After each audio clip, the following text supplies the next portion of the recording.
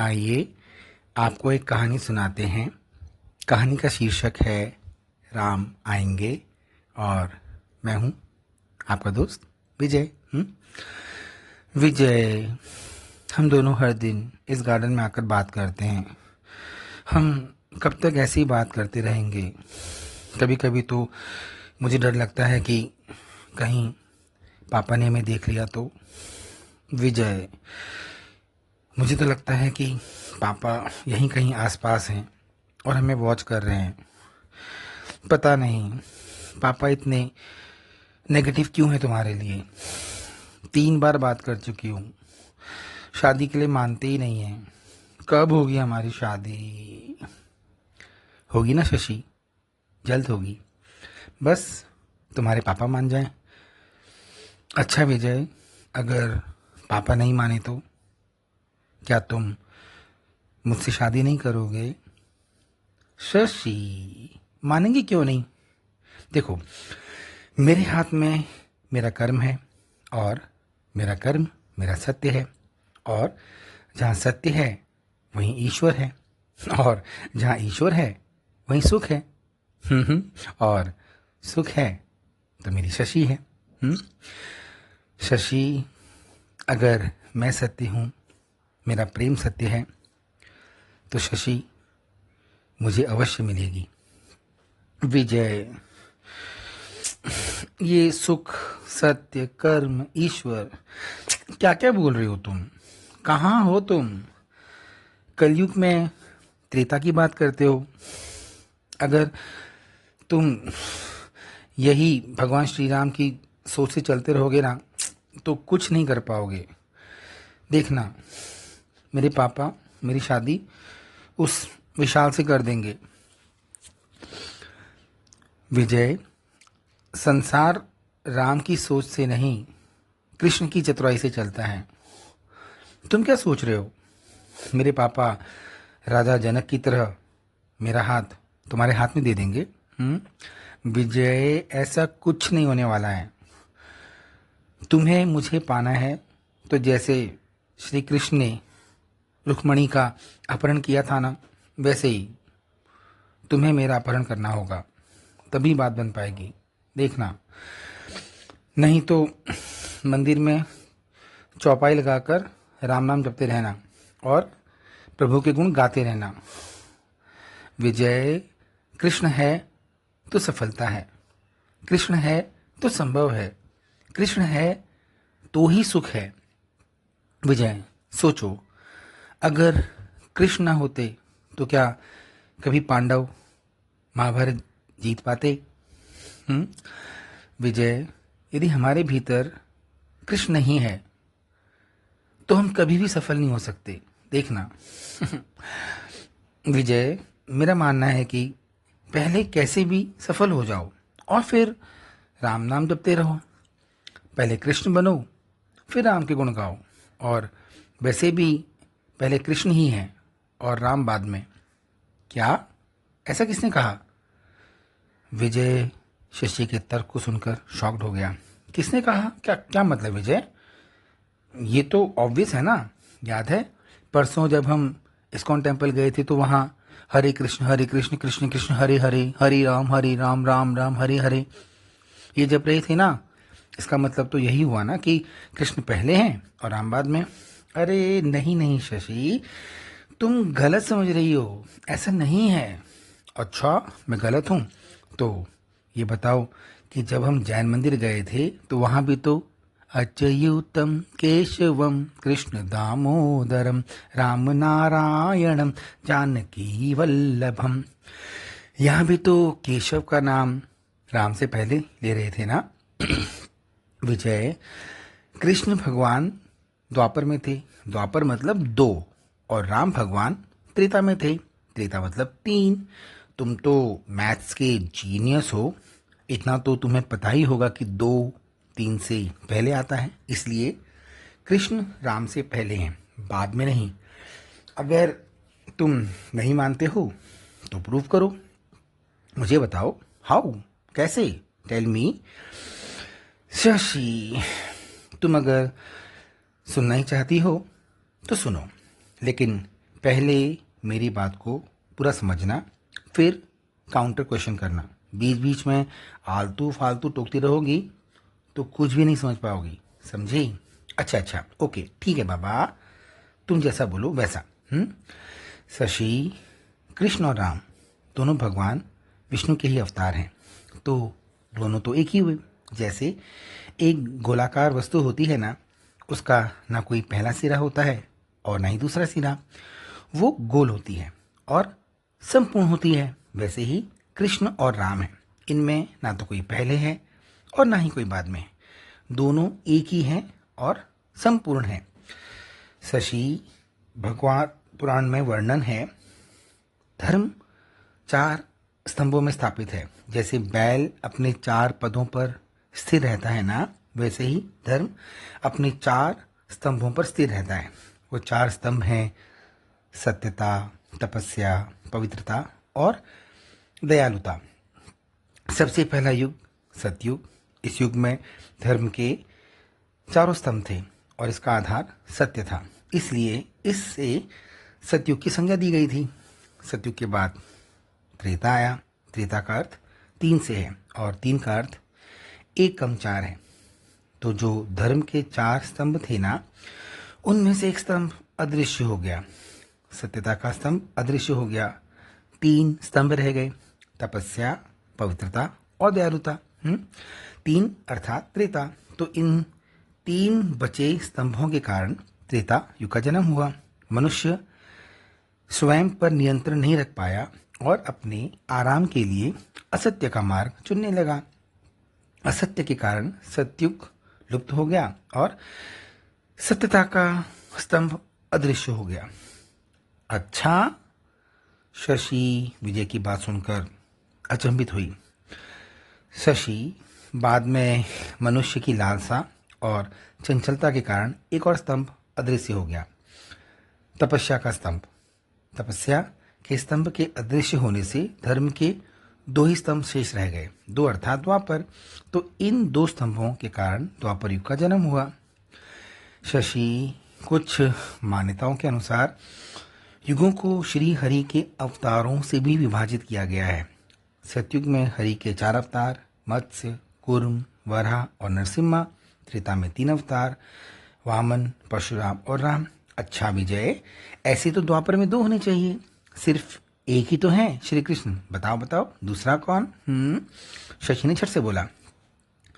शशि, तुम नहीं मानी ना? टोकी दिया ना बीच में।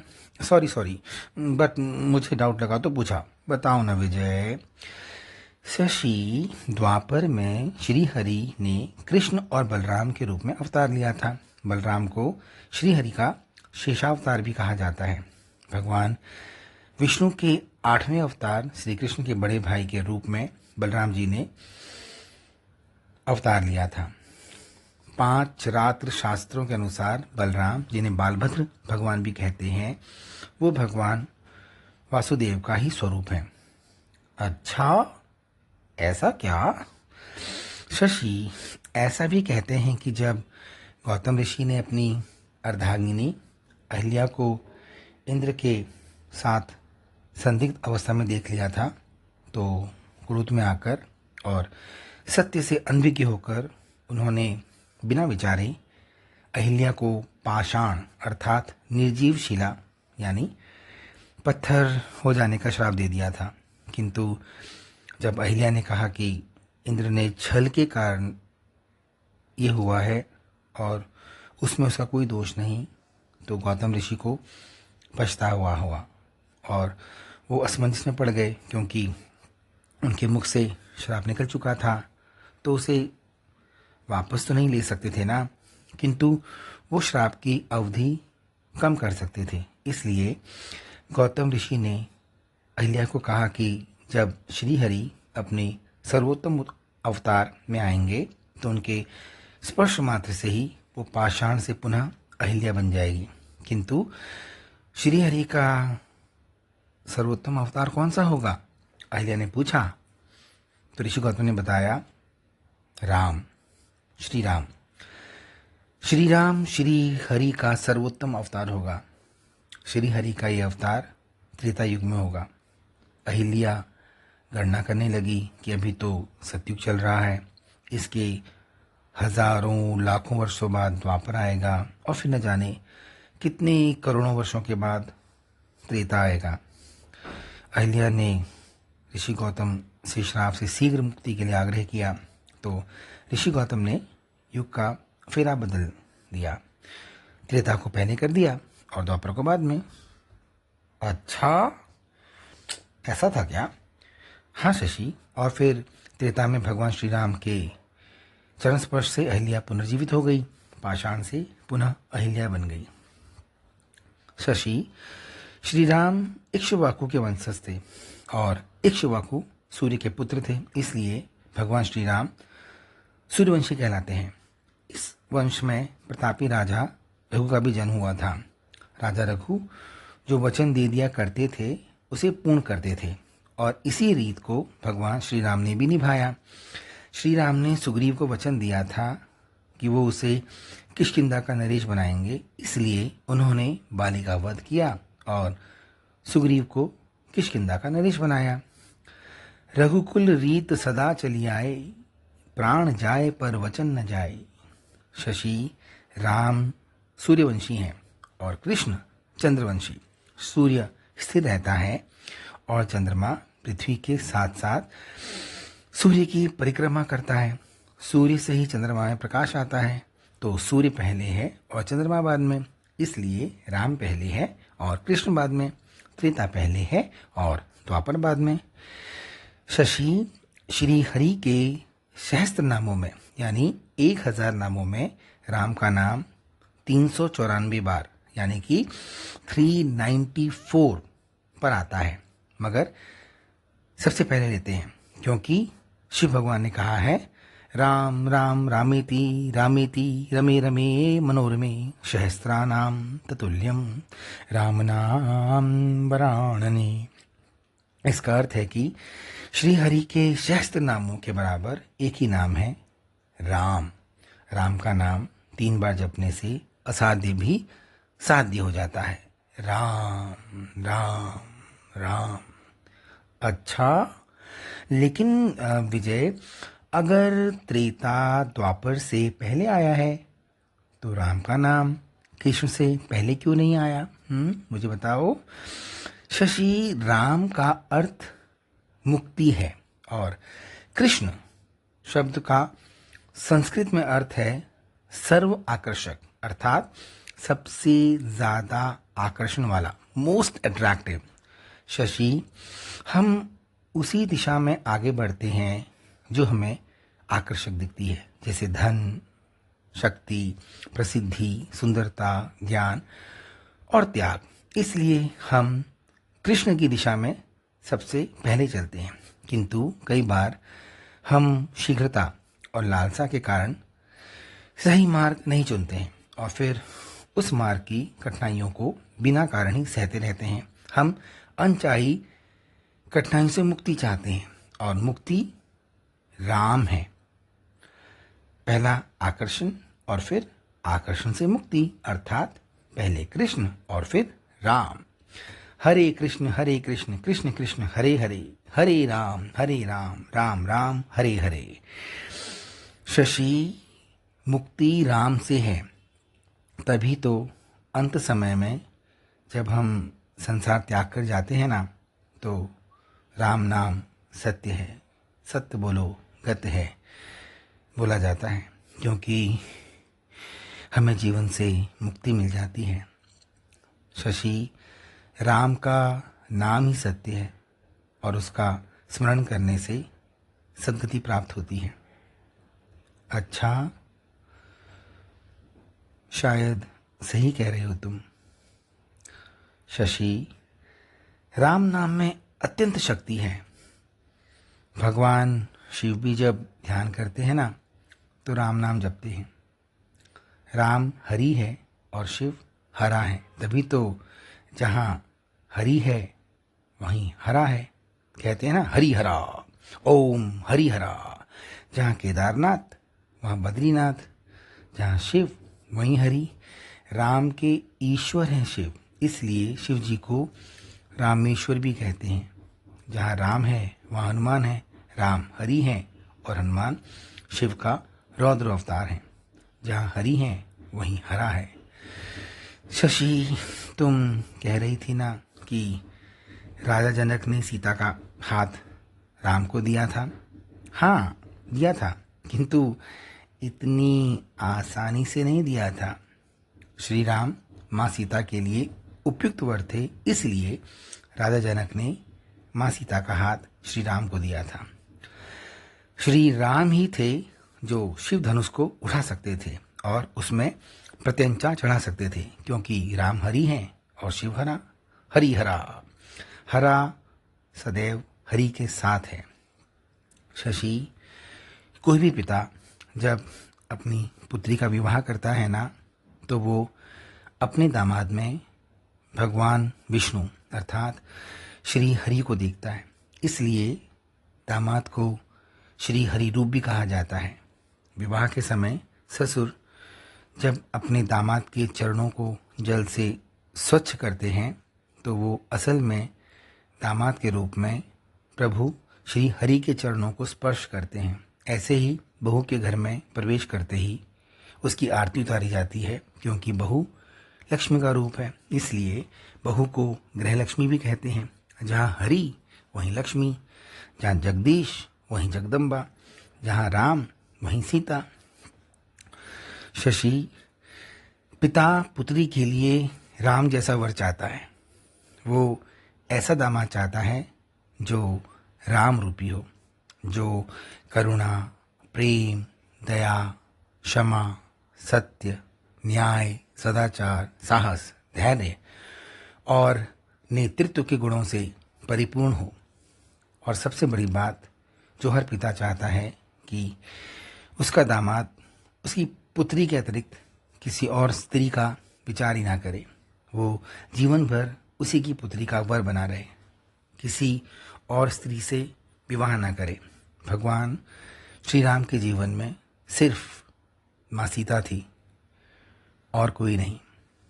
शशि, सृष्टि के कण कण में राम है। यत्र तत्र सर्वत्र पृथ्वी, अग्नि, जल, वायु और आकाश, हर जगह राम है। शशि, यदि हम सत्य हैं और सत्य के साथ हैं, तो हमारे रोम रोम में राम है। राम से बड़ा राम का नाम है। जो राम का नाम लेता है अर्थात भक्त, वो राम से ही बड़ा है अर्थात ईश्वर। भक्त को ईश्वर से ऊंची उपाधि दी गई है। शशि, जिस दिन तुम्हारे पापा को मुझ में राम दिखेंगे ना, तो उस दिन वो मुझे स्वीकार कर लेंगे। मैं सिर्फ भगवान राम की भांति सत्य कर्म करूँगा, सत्य के मार्ग पर चलूँगा। शशि, जो मेरा है वो मुझसे कोई छीन नहीं सकता, और जो मेरा है ही नहीं वो मुझे मिलेगा भी नहीं। यदि मेरा प्रेम सच्चा है, यदि मैं सत्य हूँ, तो शशि मुझे अवश्य मिलेगी। और यदि शशि मुझे नहीं मिली, तो मैं समझूंगा कि शशि मेरी थी ही नहीं। शशि, जैसे प्रभु श्री राम माँ सीता के लिए उपयुक्त वर थे, वैसे ही मैं शशि का उपयुक्त वर बनना चाहता हूँ। जैसे सिया का नाम राम से पहले आता है, वैसे ही मैं शशि का नाम विजय से पहले चाहता हूँ। शशि विजय। ओ विजय, कितना प्यार करते हो तुम मुझे। विजय, मैं कितनी भाग्यशाली हूँ कि मुझे इतना प्यार करने वाला दोस्त मिला है। मुझे तुमसे अच्छा वर नहीं मिल सकता। मेरे राम हो तुम विजय, मेरे राम हो तुम। आई लव यू विजय। मैं शादी करूंगी तो सिर्फ तुमसे करूंगी, नहीं तो मैं किसी से नहीं करूंगी। पापा मानते क्यों नहीं हैं? मेरे राम कब आएंगे? शशि को रोता देख विजय के भी मंद मंद आंसू गिरने लगे। तभी अचानक से एक भारी सी आवाज आई, मेरे घर राम कब आ रहे हैं? एक आदमी आया। शशि विजय को रोता देखकर उस आदमी ने विजय से पूछा, अरे अंकल जी, आप शशि, देखो ना, देखो तुम्हारे पापा यहाँ। विजय शशि के पापा को अचानक देखकर घबरा गया और हिचकिचाते हुए बोला, पापा। शशि अपने पापा के सीने से लग गई और रोने लगी। नाना शशि, रो मत बेटा, मुझे पता है तू विजय से बहुत प्यार करती है, पर मैं तेरा पापा हूं ना। मुझे लगता था कि मुझसे ज़्यादा तुझे कोई और कैसे प्यार कर सकता है, पर मैं गलत था। विजय तुझे मुझसे भी ज़्यादा प्यार करता है बेटा। मैं तुम दोनों की बात यहीं पीछे यहीं हाँ, यहीं छुप कर सुन रहा था। आखिर मैं भी तो जानूं कि जिस इंसान से मेरी बेटी प्यार करती है वो है कौन। बेटा, विजय ही तेरे लिए उत्तम वर है। अब मैं निश्चिंत हूं। Thank you papa, I love you papa. Thank you uncle ji. Uncle ji? तुम मुझे अंकल जी बोलोगे? पापा बोलो, पापा। जी uncle ji. Oh sorry. Thank you papa ji. हाँ, ये हुई ना बात। गोस्वामी तुलसीदास जी ने श्री रामचरितमानस में लिखा है, प्रभति नगर कीजे सब काजा, हृदय राखी कौशलपुर राजा, गरल सुधार पुकर हिमिताई, गोपद सिंधु अनल सितलाई। कोई भी कार्य करने से पूर्व प्रभु श्री राम का नाम लो। प्रभु श्री राम का नाम लेने से असाध्य भी साध्य हो जाता है, मनोकामनाएं पूर्ण हो जाती है। जय श्री राम।